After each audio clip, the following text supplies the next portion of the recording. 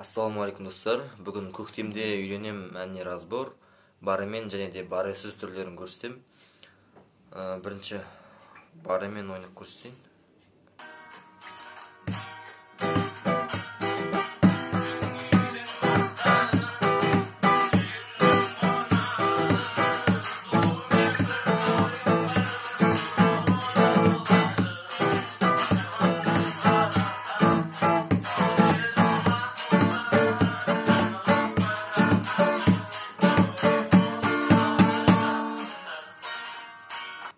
Енді жалпы осылай орындалады.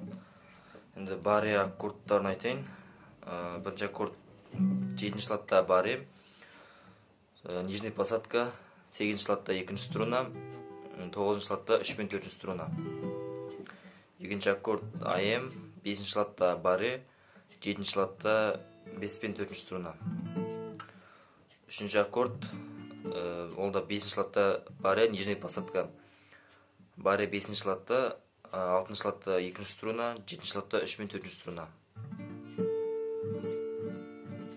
Енді осы үш аккорд ойналынады, қолданылады. Енді қағысы.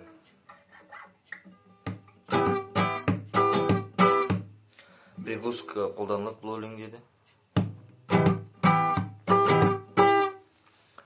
Бочка, үстіге, сол кезде приглушка. Бочка төмен. Бочка үстіге, приглушка, бочка төмен. Кесі. Жалпы бұл қағыс екіге бөлініп орындалады. Осы бірінші бөлім, осы екінші бөлім. Ал екінші бөлімінде тек астыға қолданылады. Астыға ғана төмен қолданылады.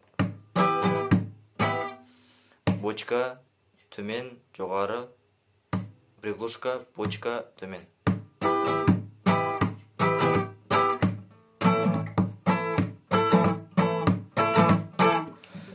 Енді осы қағыс қолданылады.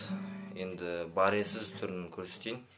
Енді баресіз түрінде аккордтары АМ, негізі каподастр 4-ші латқа қойып тартады.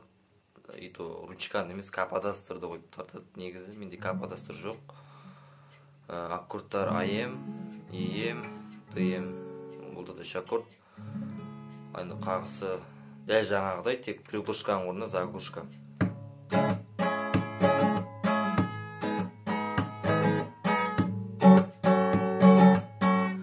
Осылай бочка төмен, ол кезде приглушка болса, мына кезде заглушка.